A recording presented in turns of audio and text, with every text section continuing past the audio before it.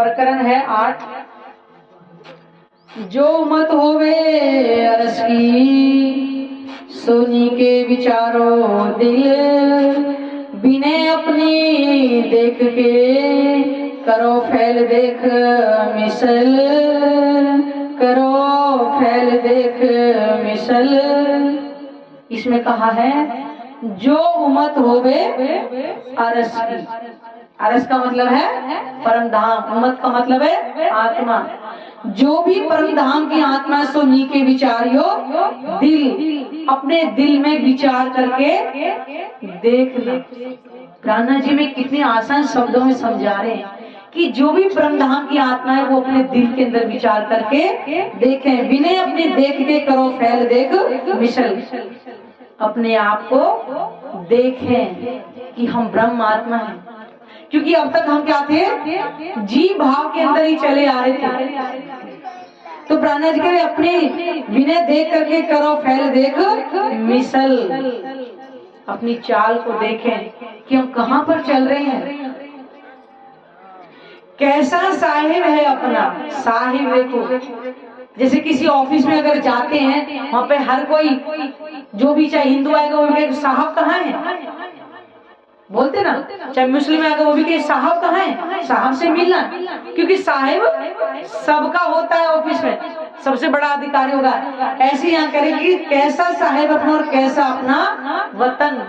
वो साहिब कैसा है, वो हमारी आत्मा का प्रीतम कैसा है, और अपना वतन कैसा है जहाँ हम रहते हैं।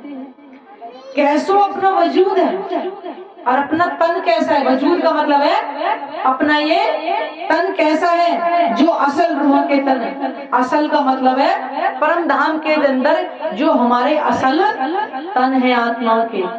मैंने बताया ना कि ये 5 तत्व का शरीर नहीं है, वहां पे एक ही तत्व है, वहां पे नूर तत्व। उनको यहाँ की तरह खाने पीने की आवश्यकता नहीं है, वो रोटियां नहीं खाते वहां पे, वो परमात्मा का दर्शन ही करते हैं केवल।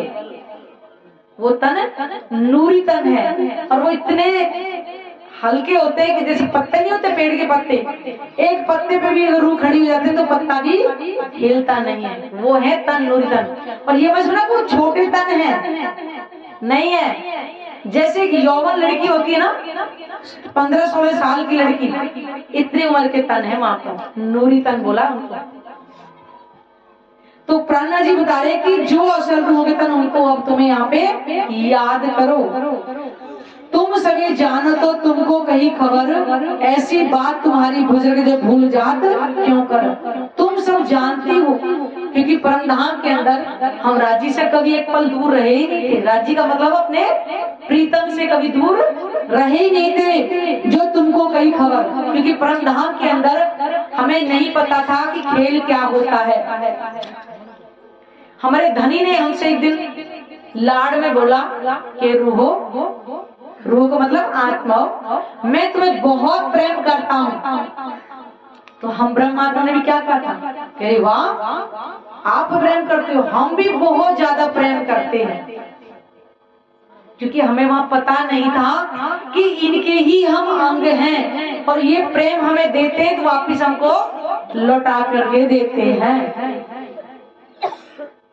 तब जब रूह ने कहा तो हमारी ये कदीमी से वार्तालाप होती आ रही कि राजी कहते हैं हमारा प्रेम ज्यादा है, हम रूह ने कहा हमारा प्रेम ज्यादा। तो राजी ने एक दिन बोला कि इसका निर्णय हो ही जाएगी किसका प्रेम ज्यादा है। तो उन्होंने कहा कि जब तुम मेरे से थोड़ी अलग होगी तब इस प्रेम की परीक्षा का पता चलेगा कौन किसको प्रेम करता है।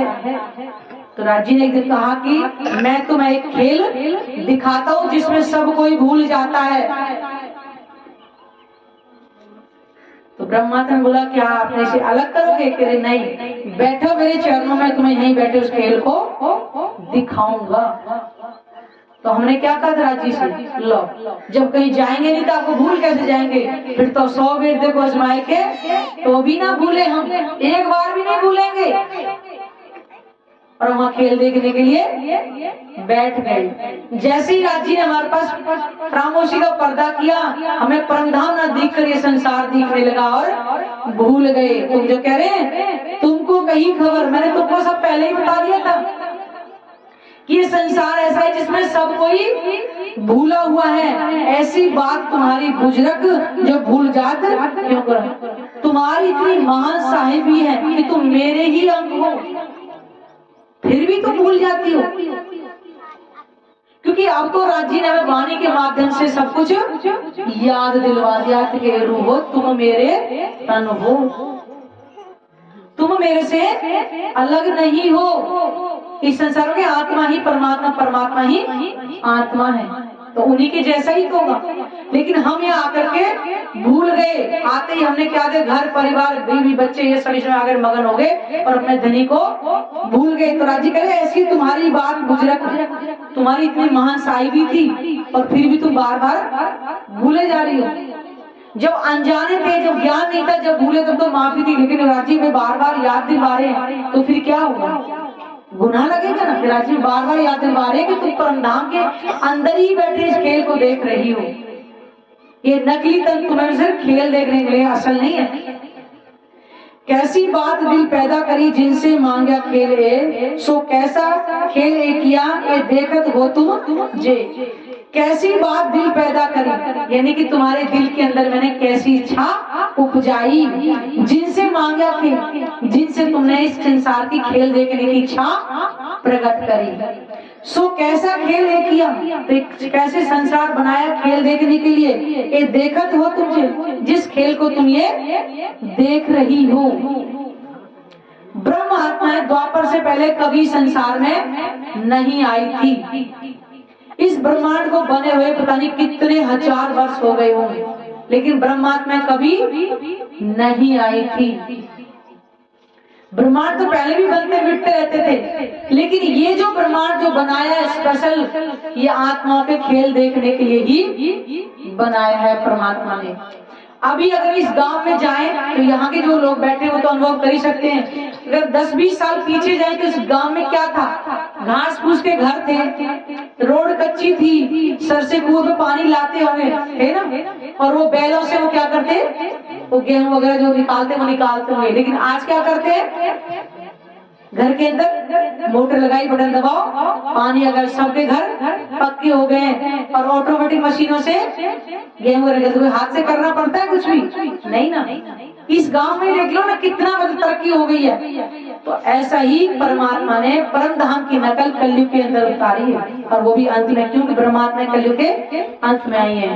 तो क्या क्या स्पेशल हुक्म दिया अक्षय ब्रह्म को, इस ब्रह्मांड को कैसे बनाना है। जब राइल सजा दो जन्नत को और वह शहर को आने वाली है, क्योंकि मेरी ब्रह्मात्मा इस संसार में आने वाली है, इसे दुल्हन की तरह सजा दो।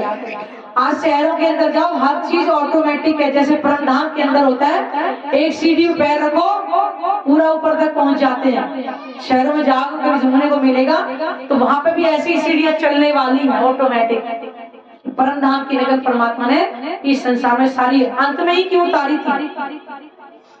साइंटिस्ट तो पहले भी थे, बताइए पहले भी थे, क्योंकि आत्मा कलयुग के अंत में आई है ताकि पहचान कर लें कि अगर ये संसार इतना सुंदर लग रहा है तो जहां हम रहते हैं भी वो कितना सुंदर होगा। क्यों? कि झूठ दिखाए बिना असल की पहचान नहीं हो सकती है। और इस वाणी से अगर हम अपने परमधाम के 25 पक्ष में घूमेंगे तो राज्य में किसी पक्ष का अनुभव करा देंगे कि ये परमधाम का नजारा। दुनिया कैसे पैदा करी ये जो 14 तबक, तिल सबों यो जानिया किन्होंने पाया हक। दुनिया कैसे पैदा करी, ये संसार को कैसे बनाया, ये पता है? कोई जानता है? नहीं जानता। परमात्मा के 7 अंग हैं अक्षर ब्रह्म। जिस ब्रह्मांड में हम बैठे हैं, ऐसे एक पल में एक ब्रह्मांड नहीं करोड़ों ब्रह्मांड बनाते हैं एक ही पल में, और देख करके एक ही पल में लय कर देते। यहाँ का पल नहीं, परमधाम के पल की बात हो रही है।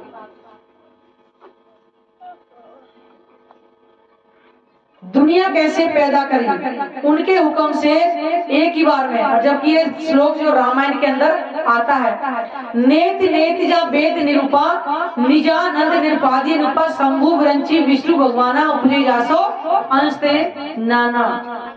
जहां वेद भी थक गए वर्णन करते करते।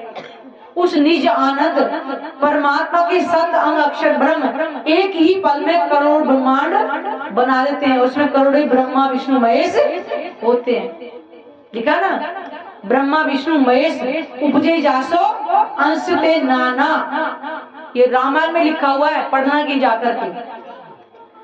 इससे पहले क्या पता था कि कौन बनाता है ब्रह्मांडों को? कोई प्रकृति कहता है, कोई कुछ कहता है। भाई प्रकृति भी तो किसी के अंडर में ही होगी।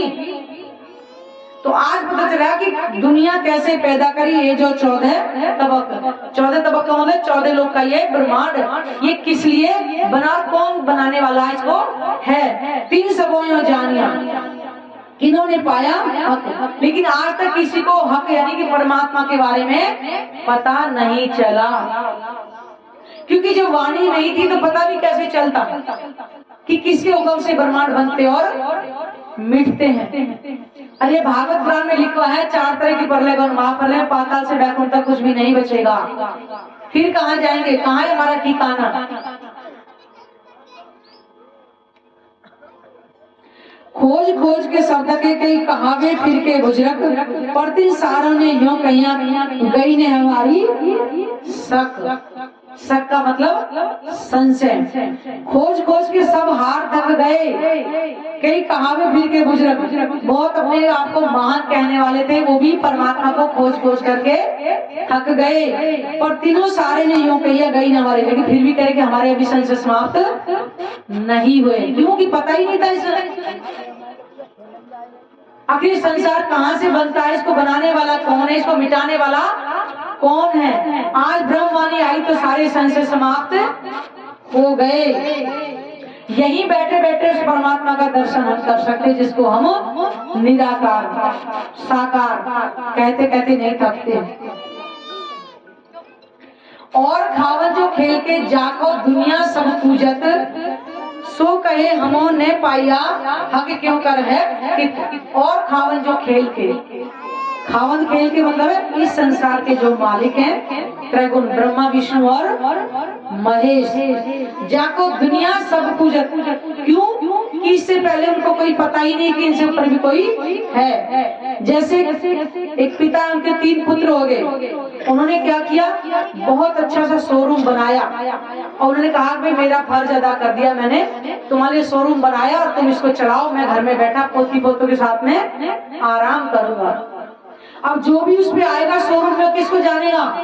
3 पुत्रों को जानेगा, पिता को कोई जानेगा ना कि बनाया किसने। सब क्या करते हैं भाई, 3 उनके मालिक शोरूम को, बनाने वाले को नहीं जानता जो घर में बैठे।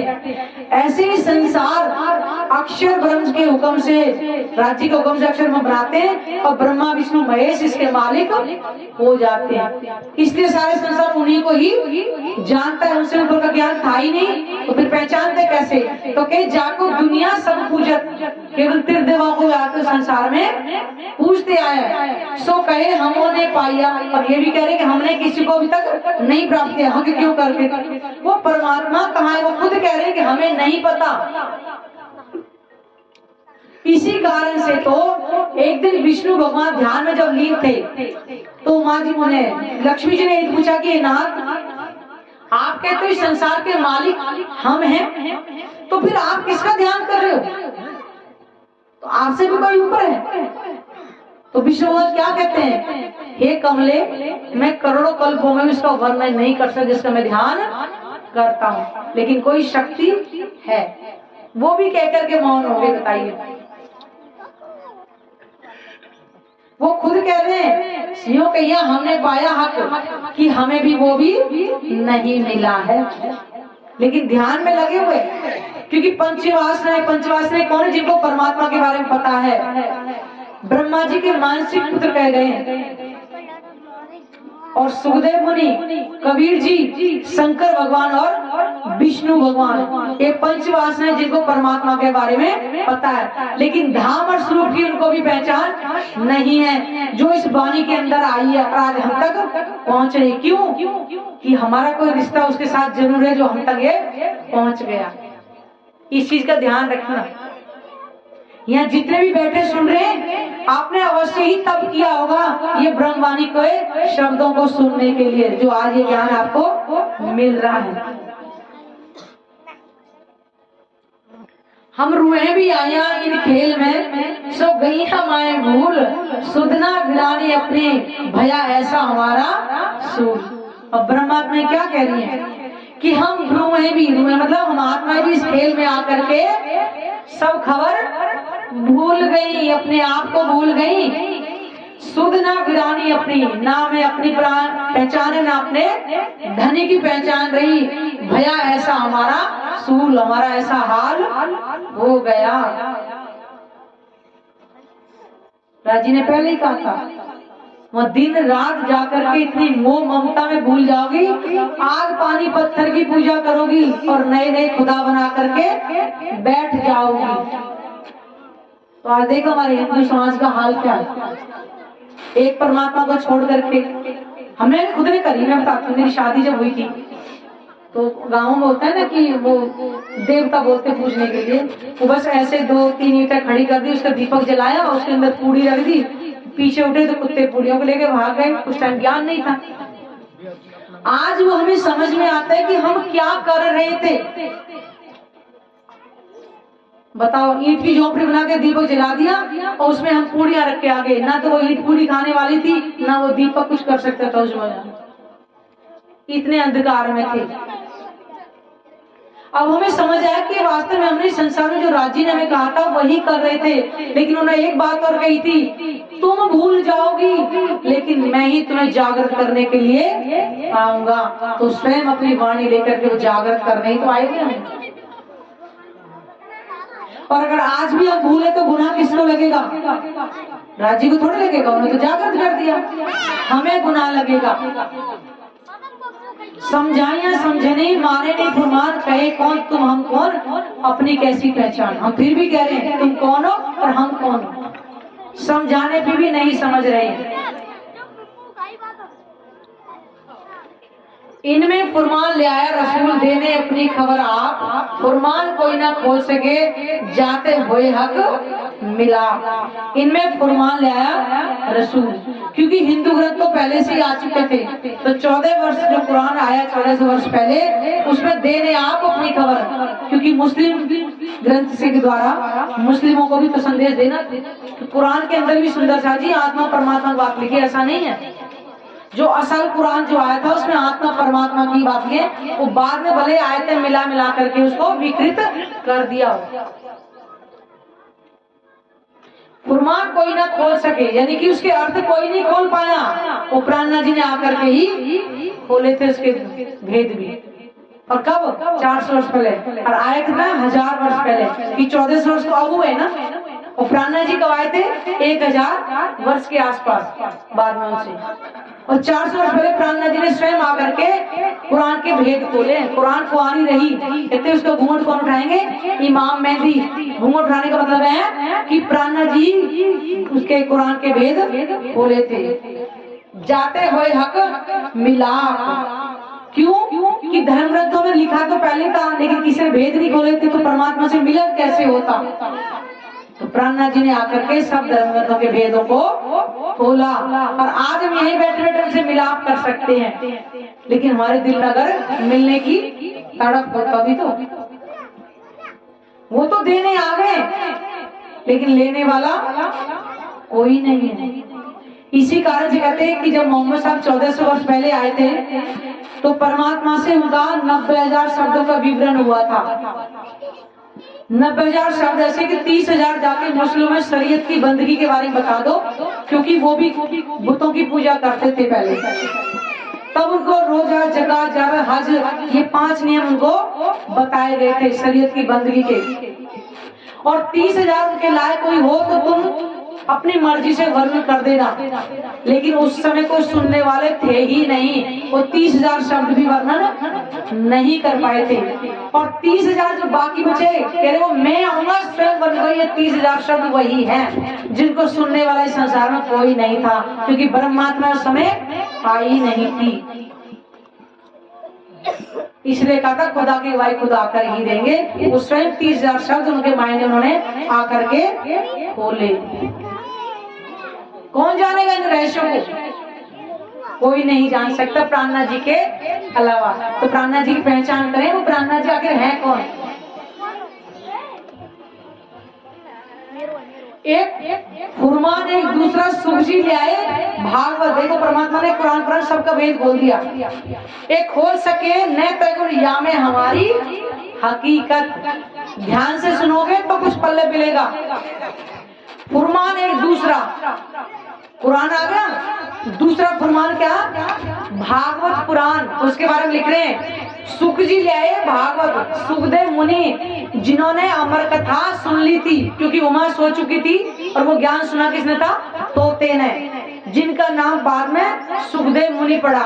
तो उस भागवत पुराण के अंदर एक खोल सके ना त्रैगुण या में हमारी हकीकत। क्यों? कि 10वें स्कंद के अंदर रास और महारास का वर्णन है। एक 29वें अध्याय में, एक 33वें अध्याय में, कि आत्मा संध्या का समय बांसुरी बज रही है और दौड़ रही है, लेकिन किसी को ये नहीं पता चला कि वो कहाँ गई। ये भागवत पुराण के अंदर लिख रहा है। कोई भी पति पत्नी को ढूंढने के लिए नहीं गया। और एक तरफ कहते हैं वो मथुरा वृंदावन जो दीवन बोलते हैं, निधिवन में अगर स्त्री जा सकती तो पुरुष नहीं जा सकते। उनको पकड़ने के लिए कहाँ जा रही हो? किसी को नहीं पता कि वो आत्माएं कहाँ गई थी। वो गई थी योग माया के ब्रह्मांड के अंदर। और उसी में भागवत पुराण के अंदर लिखा हुआ है परमात्मा आएंगे 2 तनों से लीला करेंगे। आज तक किसी भागवतकार को पता ही नहीं चला कि परमात्मा 2 तनों में कब आकर के लीला करेंगे, जबकि वो लीला 400 वर्ष पहले हो चुकी है। एक प्रमाण नेत्रगुण या में हमारी, यानी हमारी हकीकत ब्रह्मात्माओं की, जो इस निधिवन में खेली थी, वो खेली थी वेद ऋचाओं ने और कुमारिका सखियों ने। और आत्मा परमात्मा की जो लीला हुई थी महाराज योग माया के ब्रह्मांड में, जिसके बारे में कोई नहीं जानता हो। और जबकि कहते हैं कि इस निधिवन में भी कोई शंकर भगवान ऐसे भजन बना लिए, भगवान एक बार भोले भंडारी बन के ब्रज की नारी वृंदावन आ गए। इस रास में भी नहीं जा पाया था कोई, कि संसार वालों को तो पता ही नहीं था। जब महाराज खेल करके ब्रह्म आत्मा परम धाम चली गई थी, वहां फिर से बोला कि हमें खेल दोबारा से दिखाओ, पूरा दिखाओ। जो कि जो ब्रह्मांड बनाया, जैसे जैसे लग रहा था वैसे खड़ा कर दिया। संसार वालों को पता ही नहीं चलता कि महाप्रलय भी आई थी। और वही बांसुरी सुनाई दे रही है। और अब की बार आत्माएं नहीं थी, गौलोक की शक्ति आई थी और वेद ऋचाएं और कुमारिका सखियों ने इस निधिवन में की थी। इसमें भी कोई नहीं गया था। जो बोल अपने आप धुनवाने वाले भजन बना लेते हैं, जो मर्जी कह देते हैं, उसमें भी कोई नहीं गया था। उसमें 36,000 संयम का मेला हुआ था। भागवत में रह चुके हुए हैं, किसने खोला आज तक? और मैं कहती हूँ आप लोग चुप जा सुनते हो और सुन के आ जाते, कोई पूछता तक भी नहीं है। बड़ी हैरानी की बात है। आपको जो बताया जाता है अगर पूछोगे नहीं तो अपने सच से दूर कहाँ से होंगे? भी पूछो जाके, हमें बताओ ना। कुंजी ले रोला जासो पावे सब फल, ज्यों कर ताला खोलिए सो जाने न कोई कल। कुंजी ले रोला, कुंजी क्या होती है? जैसे एक मास्टर चाबी बोलते हैं, उससे सारे ताले खुल जाते हैं। ऐसे ही ये कुंजी वाणी है, इससे सारे धर्म ग्रंथों के रहस्य प्राणनाथ जी ने खोल दिए। कुंजी ले रुअल्ला, रुअल्ला का मतलब है श्यामा महारानी, जो 2 तनों में आकर के उन्होंने लीला करी है। जासो पावे सब फल, जिससे सबको अब लाभ होगा। जो कर ताला खोलिए सो जाने सब कोई कल। इस उलझन स्वरूप की वाणी से सारे धर्म ग्रंथों के भेद खोल करके एक परमात्मा की पहचान सबको हो जाएगी। तो क्यों ना आज वाणी भी हमें मिली हुई है और चारों चीजें हमें सब कुछ यहीं पे बैठा मिले, क्यों ना परमात्मा की पहचान करें, अपने जीवन को सफल बनाएं। बोलो श्री प्राणनाथ प्यारे की जय, सतगुरु महाराज की जय।